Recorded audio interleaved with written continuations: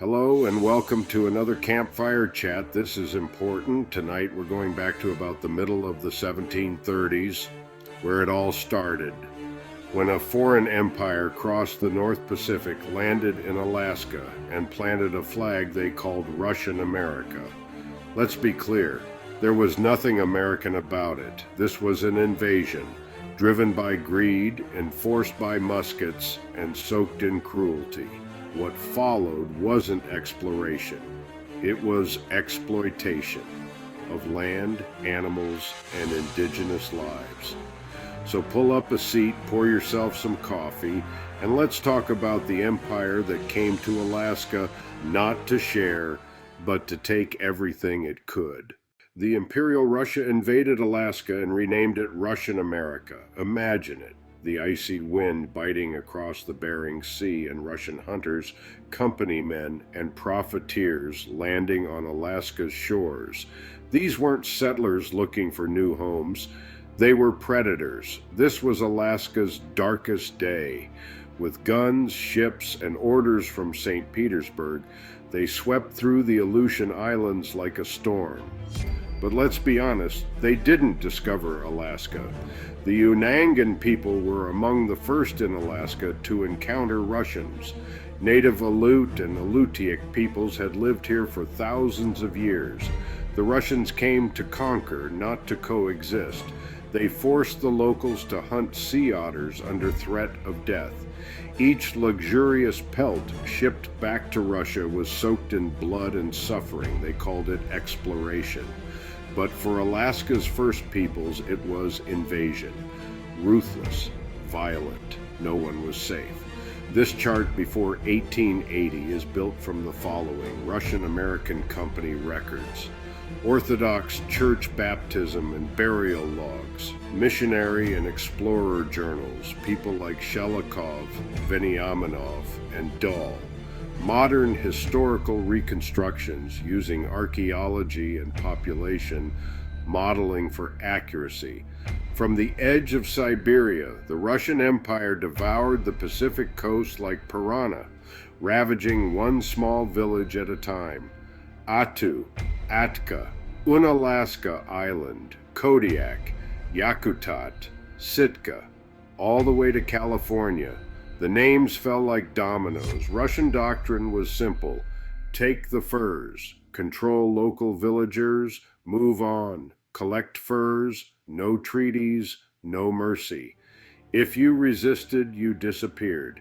By the time they reached south central Alaska, the land was scorched, the people enslaved, the sea otters nearly wiped out along the Aleutian Islands. And behind all this, it ended with Alexander III, but the beginning started with Paul I, not a visionary, just a desperate monarch, a despot, hungry for power after Russia's humiliating defeat in the Crimean War.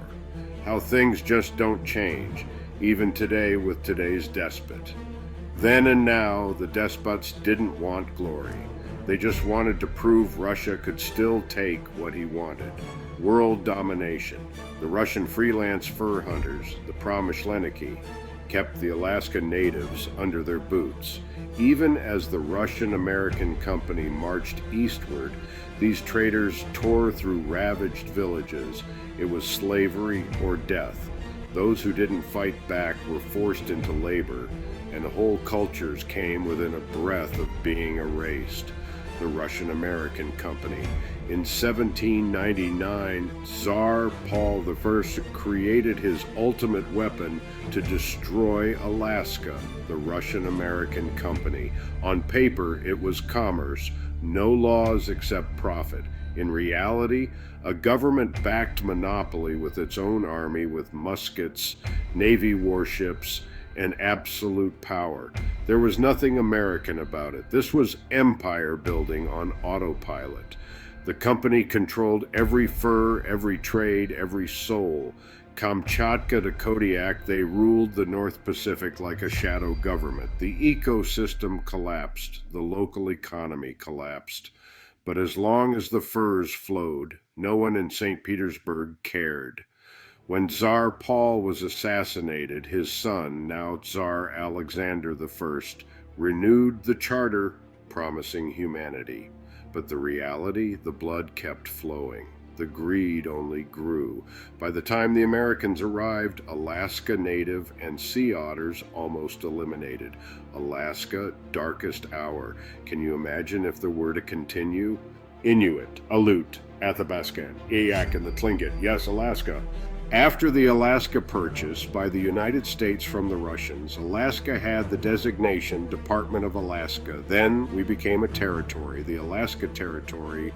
When Ivan Petrov started compiling Alaska's first real statistics, some of his numbers were a stretch. Exaggerated maybe, but they were the best facts anyone had at the time. He was trying to make sense of a land still half unknown, where stories traveled faster than truth. Petrov's reports ended up shaping how Washington, D.C. saw Alaska, a faraway wilderness full of promise, and in their minds, nearly empty. His words helped Congress justify the purchase and plan for what they thought would be easy expansion.